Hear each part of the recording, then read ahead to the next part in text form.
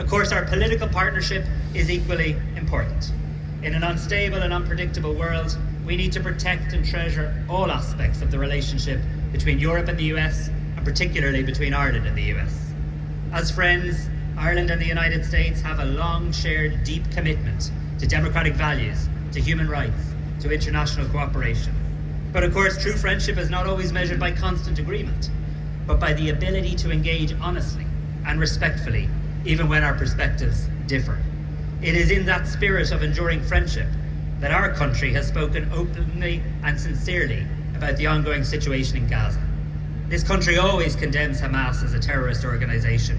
We'll always stand up for Israel's right to live in peace. We call for the immediate release of all hostages. But we also want the bombs to stop, the killing to stop.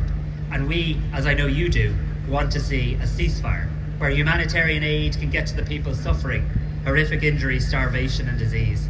Because no matter what country you come from or where you live in the world, the cry of a child is the same in any language, and it compels us all to provide comfort and protection from harm.